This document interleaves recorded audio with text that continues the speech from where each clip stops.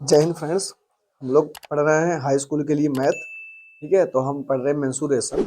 और मेंसुरेशन जैसे 2D और 3D होता है। ठीक है, तो जो मेंसुरेशन 2D होता है उसको हम लोग ने एकदम अच्छे से खत्म कर लिए, मतलब 12.1। ठीक है, अब हम लोग जो है 12.2 शुरू किए हैं, तो जिसमें से हमारा लगभग सवाल हो चुका है। लास्ट के 3 सवाल और बचे। ठीक है, तो आज मतलब लास्ट का 3 सवाल बचा। ये सवाल नंबर कौन सा हमें नहीं पता है, क्योंकि नंबरिंग तो नहीं पता। 6 नंबर का सवाल है। ठीक है, तो टोटल 9 सवाल हैं। तो छठवां सवाल कराना है, छठवां, सातवां, आठवां, उसके बाद नौवां। ठीक है, यही फ्रेंड्स हमें इतना कराना है। तो फ्रेंड्स आइए सवाल को पढ़ना शुरू करते हैं। सबसे पहले सवाल को पढ़ेंगे, हम आप सबको दिखा देते हैं। हमारे पास बुक नहीं है, यही ऐसे है, तो इसमें फोटो है। ठीक है, तो इसमें फोटो है। और इसमें क्या करेंगे, सवाल को पढ़ेंगे सबसे पहले, फिर चित्र बनाएंगे, फिर समझाएंगे एकदम अच्छे से, फिर उसके बाद आगे चलेंगे। ठीक है, तो इस बात की पूरी गारंटी है कि एक बार बताने के बाद आप सबको सवाल समझ में आ जाएगा। ठीक है, 100% गारंटी इस बात की है। तो लेकिन क्या करना है, आप सबको एकदम अच्छे से समझना है। ठीक है, आइए समझते हैं।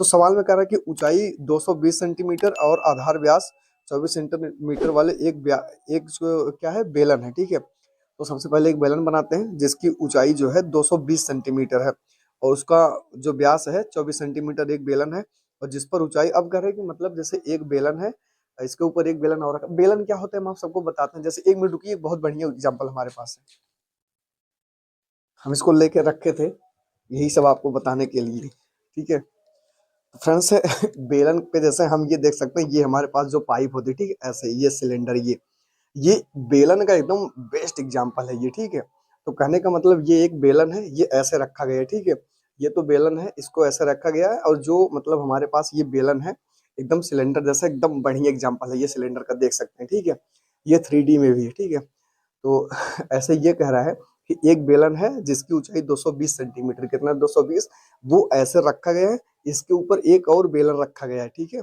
ये बेलन तो रखा ही है, इसके ऊपर एक और बेलन रखा गया है। समझ में आई बात? ठीक है, तो अब हम इसको रख देते हैं।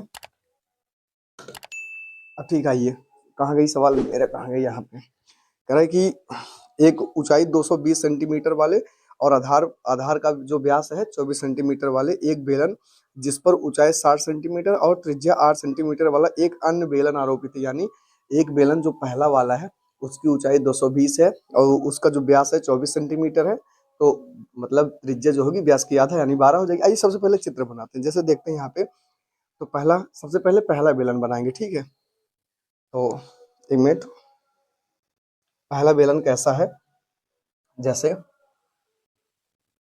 ये एक बेलन हो गया। बेलन को आप लोग कह सकते हो जैसे जो टाकी होती है, टाकी जिसमें घरों में सामान रखा जाता है। ठीक है, उसको हम लोग बेलन का एक बढ़िया उदाहरण मान सकते हैं। ठीक है, ये हो गया एक बेलन, इसकी ऊंचाई 220 है। इसकी ऊंचाई कितना है, 220, यहाँ से यहाँ तक ये 220 है। ठीक है, सेंटीमीटर 220।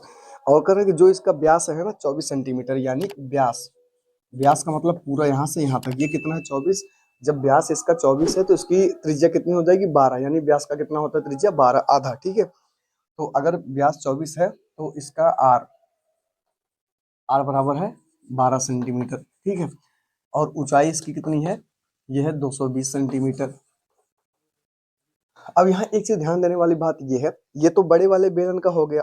अब कह रहे हैं कि इसके ऊपर एक बेलन और रखा है। जब एक बेलन और रखा जाएगा तो हमको उसकी भी त्रिज्या और उसकी भी क्या चाहिए, ऊंचाई चाहिए। ठीक है, यानी उसकी भी ऊंचाई चाहिए, उसकी भी त्रिज्या चाहिए। तो जब दोनों बेलन है, एक काम करते हैं, इसके त्रिज्या को हम लोग मान लेते हैं R1। ठीक है, यानी जो बड़ा वाला बेलन है इसकी त्रिज्या R1 है, और इसकी जो ऊंचाई है इसको H1 मान लेते हैं। क्या मान लेते हैं, H1। ठीक है, इससे हमें क्या रहेगा, थोड़ी सी समस्या नहीं होगी। अब कह रहा है कि इसके ऊपर ना एक और अन्य बेलन रखा हुआ है जिसकी ऊंचाई 60 सेंटीमीटर। आइए, अच्छा वो बेलन इससे पतला भी है, तो कहने का मतलब एक अन्य बेलन ऐसे रखा हुआ है, ऐसे। ठीक है, ऐसे, ऐसे।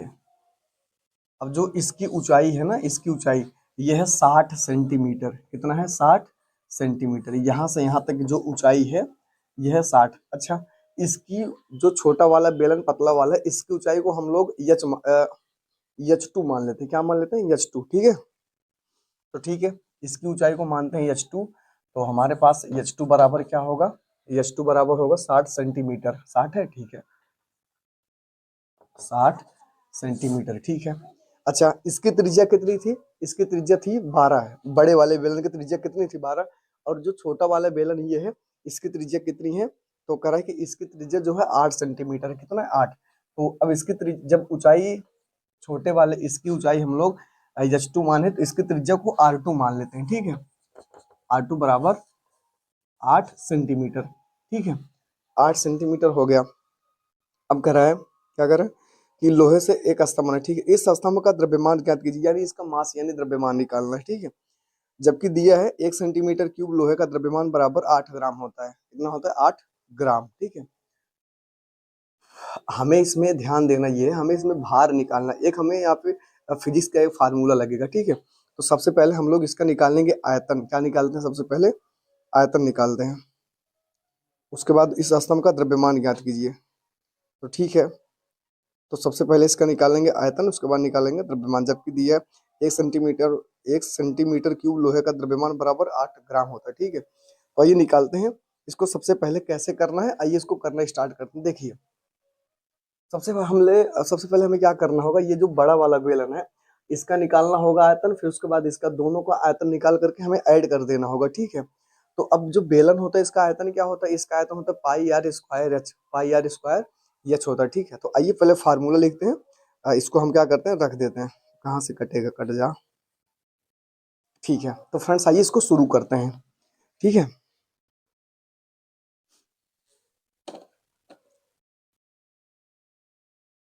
ठीक है, आइए। तो सबसे पहले आयतन के लिए क्या करते हैं, इस बेलन को हम मान लेते हैं पहला बेलन है, ये वाला बेलन दूसरा बेलन, ठीक है। तो अब हम यहाँ पे जो बेलन का आयतन हमारे पास होता है वो होता है पाई आर स्क्वायर एच, यानी बेलन का आयतन, बेलन का आयतन ये कितना होता है, ये होता है पाई आर स्क्वायर एच, ठीक है। ये होता है बेलन का आयतन, ठीक, ये होता है पाई आर स्क्वायर एच, ठीक है। अब देखो हमारे पास यहाँ पे दो बेलन, एक छोटा वाला एक बड़ा वाला, ठीक है। तो जब एक बेलन छोटा वाला है, ये वाला एक बड़ा वाला है, जब दो बेलन है तो दो बार फार्मूला भी लगेगा, ठीक है। यानी यहाँ पर एक बार लगेगा pi R square H, pi R square. अब यहाँ पे ये ध्यान देना, जो आर स्क्वायर करना सबसे पहले बड़े वाले का, तो बड़े वाले की त्रिज्या आर है, आर वन है, तो आर वन का स्क्वायर, उसके बाद एच इसका एच वन है तो एच वन, उसके बाद प्लस। अब उसके बाद इसको अलग चार्ट से लिखते हैं, अच्छा एक ही से लिख देते हैं। फिर उसके बाद एक बार और लगेगा पाई आर स्क्वायर, यानी पाई आर स्क्वायर। अब यहाँ पे छोटे वाले का यानी आर टू का स्क्वायर, उसके बाद एच मतलब एच टू, क्या है एच टू। यही हमें दोनों को मिला करके ऐड करना है, क्या करना है, हमें जोड़ना है, ठीक है। अगर यही जोड़ना है, अब आइए इसको फ्रेंड्स हल करना शुरू करते हैं। समझ में आई बात, देखते हैं। तो चलो इसमें देखते हैं क्या कॉमन मिलता है। जैसे पाई यहाँ पर भी है, पाई यहाँ पर भी, तो पाई को कॉमन कर लेते हैं, ठीक है। अब अंदर क्या बचा है, ये बचा है आर वन स्क्वायर एच, यानी आर वन का स्क्वायर एच वन प्लस ये आर टू का स्क्वायर, उसके बाद एच टू, ये बचा हुआ है, ठीक है।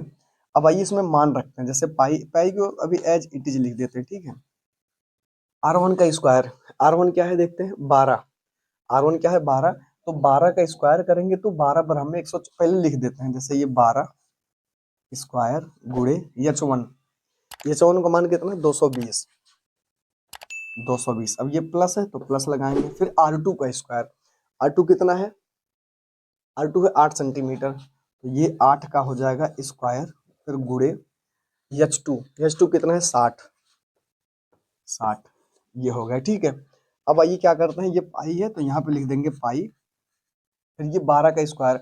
अब जैसे सबको पता है 12 का स्क्वायर होता है 144, 12 बराबर में 144, ठीक है। तो ये 12 का स्क्वायर हो जाएगा 144 गुणे ये 220 है तो 220 प्लस 8 अठाई 64 गुणे ये 60,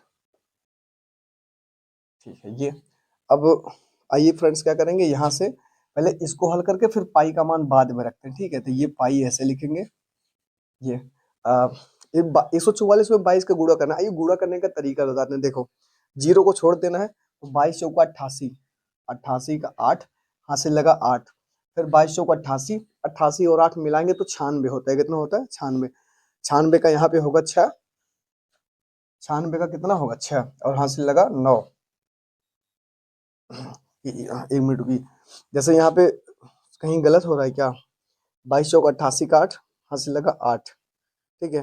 फिर 2288, 2200 कितना हो गया 88, 88 और उसके बाद 88 में 8 जोड़ेंगे तो कितना होगा, सही तो है, 88 में 8 जोड़ेंगे तो कितना होगा 96, ठीक है। 88 में 8 जोड़ेंगे 96, तो 96 का फ्रेंड्स यहाँ पे 6 और हासिल लगा, पेन बदल गई, चाक बदल गया, ठीक है। हासिल लगा 9, हासिल कितना लगा 9, 2200 को 88 का 8, हासिल लगा 8, फिर 2200, ठीक, हासिल लगा 9, फिर 22 एक के 22 और 22 में 9 जोड़ो कितना हो जाएगा 31, ये हो गया कितना 31, और ये जो जीरो है जीरो को अब उतार देंगे, ये बचा 3160, 31,680, ये प्लस गुणा करो, 6 चौक 24, 4 हासिल लगा 2, 6 छक्कम 36 और 36 और 2 37 38, 38 ये जीरो है तो जीरो उतार देंगे, ये हो गए, ठीक है। अब इसको आइए जोड़ते हैं, इसको क्या करते हैं जोड़ते हैं, तो इसका पूरा आएगा आयतन, तो ये पाई, वो चाक खत्म हो गया, ऐसे देखिए पाई, ये जोड़ो, जीरो में जीरो गए, जीरो जीरो, 4 और 8, 4 12 2 हासिल लगा 1, 8 8 6 14 1 15, हासिल लगा 1 3, एक हासिल 4 4 1 5, ये बचा है 3। अब फ्रेंड्स हमारे पास इतना आया हुआ है, ठीक है। अब इसमें क्या करेंगे, 22/7 है, 7 5 35 और 7 6 7 7 49, अब इसको काट के चेक करेंगे, इसको क्या करेंगे काट के चेक करेंगे, ठीक है। तो एक काम करिए आप लोग यहाँ तक स्क्रीनशॉट लीजिए, फिर हम आगे चलते हैं, इसको मिटा करके ये चीज ऊपर लिखेंगे, फिर यहाँ से बताना स्टार्ट करते हैं, ठीक है। तो इसका स्क्रीनशॉट लीजिए पहले, देखने सही से आ रहा है, एकदम सही, बहुत बढ़िया आ रहा है। तो फ्रेंड्स हमारे हिसाब से ये हो गया। अब आइए इसको क्या करते हैं मिटाते हैं, ठीक है। तो मिटन एक मिनट रुक जाइए, मिटाने वाला मेरा खो गया, दूसरा लेना पड़ेगा। और ये देखिए जैसे इसको मिटा देते हैं, ठीक है, यहाँ से हम नीचे वाला रहने देंगे।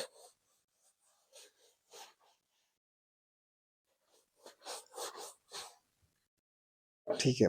अब फ्रेंड्स यहाँ पे हमारे पास जो आंसर आया हुआ है, जैसे देखिए यहाँ पे कितना है पाई, ठीक है, तो ये है पाई, उसके बाद है 35,520, ठीक है, ये है 35,520, ये फ्रेंड्स हमारे पास जो है, अब इसमें पाई बचा है तो पाई का गुणा करेंगे, पाई का मान दिया है 3.14, ठीक है, इसमें गुणा करेंगे 35 और 520 का। अब फ्रेंड्स एक चीज यहाँ पे समझने वाली बात ये है कि यहाँ पे मतलब जो हमारे पास, एक मिनट हुई सवाल देख लेते हैं, ठीक है। यहाँ पे दिया गया है कि इतना तो दिया गया 35,520, ठीक है, और इसमें कह रहा है कि इस स्तंभ का द्रव्यमान कितनी, जबकि दिया है 1 सेंटीमीटर क्यूब लोहे का द्रव्यमान लगभग 8 ग्राम होता है, ध्यान सुनिए से। अब ये जितना आएगा ये हमारे पास आएगा, इसका द्रव्यमान आएगा, ठीक है, मतलब इस सॉरी इसका क्या आएगा, हमारे हमारे पास इसका, जैसे हम लोग आयतन निकालते हैं, ठीक है, तो इसका आ जाएगा हमारे पास आयतन। अब कह रहा है कि जो मतलब कहाँ गया सवाल, यहाँ पे, ठीक, इस स्तंभ का द्रव्यमान, जबकि 1 सेंटीमीटर लोहे का द्रव्यमान, अब ये जो आएगा ना, ये जो भी वैल्यू आएगी ये आएगा सेंटीमीटर क्यूब में, ठीक है। अब खरा है कि 1 सेंटीमीटर जो क्यूब की वैल्यू होगी वो है 8 ग्राम, यानी 1 सेंटीमीटर क्यूब की वैल्यू है 8 ग्राम, तो पूरे मतलब अगर 8 ग्राम है तो जितना आएगा उतने का कितना होगा, तो उतने में हम लोग क्या करेंगे 8 से गुणा करेंगे, 8 से क्या करेंगे गुणा, अच्छा ठीक है। अब उसके बाद हमसे पूछा है कि किलोग्राम में किसमें निकालना है, हमें इसका द्रव्यमान निकालना है, तो उसके लिए क्या करेंगे हम लोग 1000 से ना इसमें भाग दे देंगे, 1000 से क्या करेंगे दे देंगे भाग, ठीक है फ्रेंड्स। अब बच्चों यहाँ पे क्या होगा कि 1000 से भाग देने के बाद, ठीक है, अब इसको काटेंगे, जैसे एक जीरो से कट गया, और ये जो 3.14 है जब 100 से भाग दे देंगे तो ये पूरा नॉर्मल से 314 हो जाएगा, ठीक है, तो ये हो जाएगा 314 गुणे 35, उसके बाद 520, फिर गुणे हो जाएगा 8, कितना हो जाएगा 8, ठीक है, नहीं नहीं 8 नहीं होगा, यहाँ पे थोड़ी सी मिस्टेक है,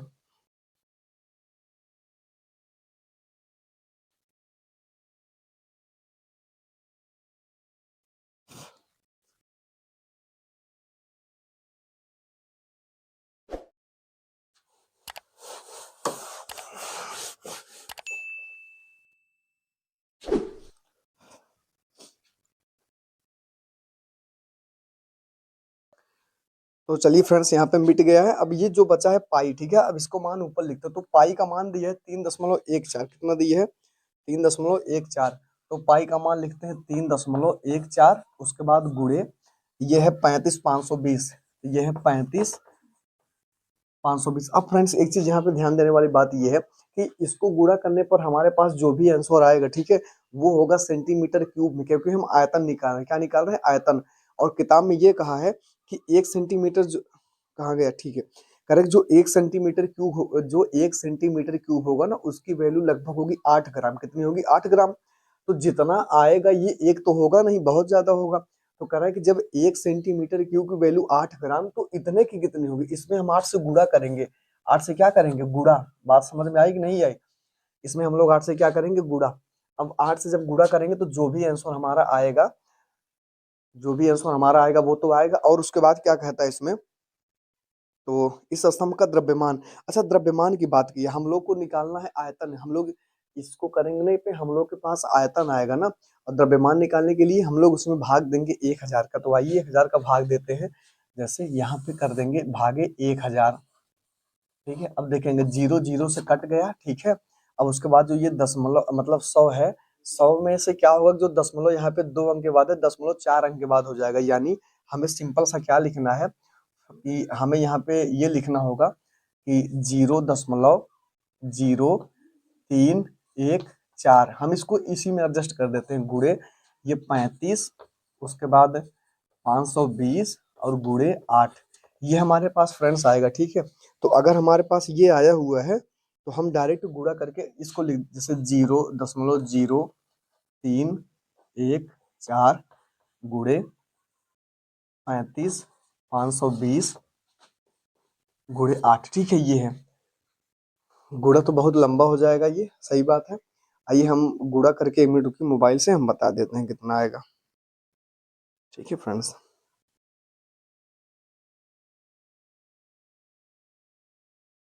कितना है? 0.0314, 0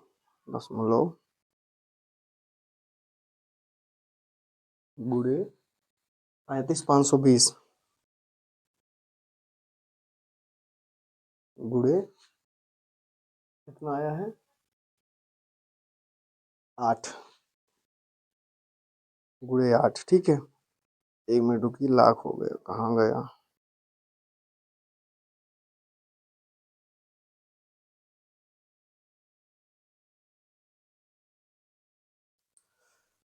तो ठीक, 1 मिनट।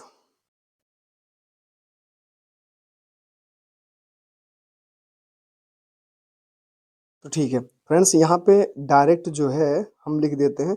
ये आएगा जो है 89, मतलब 892.262, इतना है 892.262। ये आया है 892.261, ऐसे आया। तो इसको कुल मिला जुला करके 892, उसके बाद 0.26 ये हम मान लेते हैं, ठीक है। ये मान लेते हैं हम, इतना इसमें इसके पास जो है आया हो।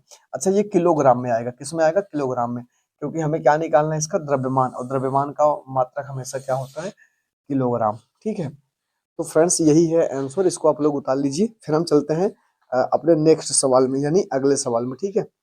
चलिए, हमारे हिसाब से एकदम समझ में आ गया होगा। और एक चीज और है कि अगर वीडियो पसंद आया हो, मतलब वीडियो पसंद क्या, अगर सवाल समझ में आया, ठीक है, तो लाइक जरूर करें, दोस्तों को शेयर करें, ठीक है। और हाँ, यूपी बोर्ड की तैयारी के लिए एकदम अच्छे से जो समझ में ना आए उसको आप लोग कमेंट करिए। हम एकदम अच्छे से ट्रिक, मतलब एकदम अच्छे से बताएंगे, ट्रिक वाइज बताएंगे एकदम से, कोई कभी मतलब कहीं से कोई दिक्कत नहीं होगी, ठीक है। और फिजिक्स में जो है ऑप्शनल जल्दी ही आने वाला है, लगभग एक सेट में 50 ऑप्शन रहेंगे, 50 क्वेश्चन, ठीक है।